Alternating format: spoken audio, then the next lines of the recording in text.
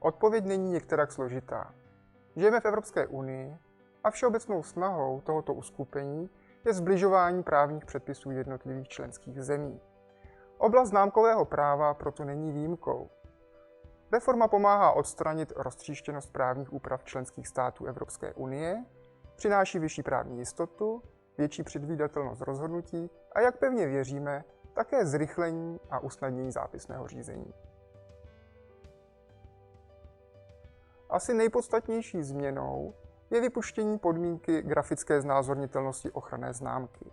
Nově postačí, pokud bude vaše přihlašované označení schopno být v rejstříku vyjádřeno způsobem, který příslušným orgánům a veřejnosti umožní jasně a přesně určit předmět ochrany.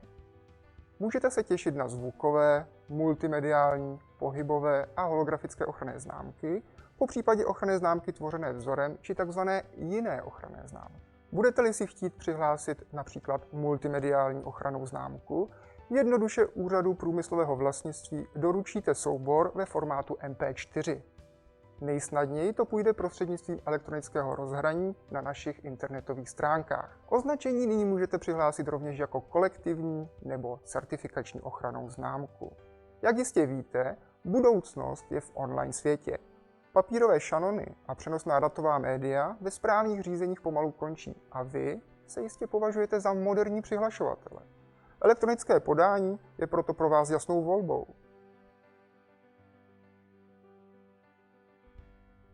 Zápisná způsobilost přihlášek je nově zkoumána rovněž s ohledem na existenci starších zeměpisných označení, označení původu a také tradičních výrazů pro víno a zaručených tradičních specialit. Novinkou je i zohlednění existence starších názvů odrůd rostlin. Co to znamená? Nemůžete například uspět s přihláškou ochranné známky pro výrobky síry, která obsahuje slovní spojení pravé olomoucké tvarůžky, pokud takto označované výrobky nebudou přesně vyhovovat specifikaci tohoto označení původu. Specifikace například stanovuje, že celý výrobní proces olomouckých tvarůžků od okamžiku přímo nakoupené suroviny, to znamená netučného kyselého tvarohu, až do balení sýru, se vždy uskutečňuje soustředěně na jednom místě ve vymezené zeměpisné oblasti Haná. Proto, Pražáci, pozor, žádné pravé olomoucké tvarůžky z bubenče. A co ochrana vašich starších práv? Pokud jste vlastníci či držitele starších práv, i nadále máte možnost uplatnit tato práva v rámci námitek proti zápisu přihlašovaného označení a zamezit tak třetím stranám profitovat na váš úkor. Je vhodné podotknout, že v tomto ohledu bylo české známkové právo poněkud napřed, protože zná institut námitek již od roku 1995. Pro některé země Evropské unie jsou však námitky žhavou novinkou a implementace známkové reformy je proto u nich složitější. Nicméně i v České republice doznalo námitkové řízení určitých změn. Důležitým posunem, který se dotkne i vás, českých vlastníků ochranných známek, je zavedení institutu tzv. Důkazu užívání ochranné známky. Budete-li namítat svou starší ochrannou známku, která je zapsána více než 5 let, musíte počítat s tím, že přihlašovatel vás pravděpodobně vyzve k prokázání skutečnosti, že tuto starší ochrannou známku skutečně užíváte pro zapsané výrobky nebo služby. Jen pokud toto užívání řádně doložíte, máte v námitkovém řízení šanci na úspěch. Jako vlastníci ochranných známek se například nemusíte obávat, že zapomenete včas uhradit správní poplatek za obnovu ochranné známky.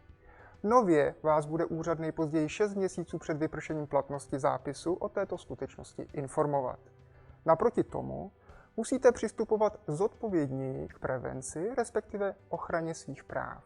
Úřad již z úřední povinnosti nezkoumá, zda je v rejstříku zapsána starší ochranná známka, která je totožná s přihlašovaným označením a zároveň je chráněna pro shodné výrobky či služby, jež si toto označení nárokuje.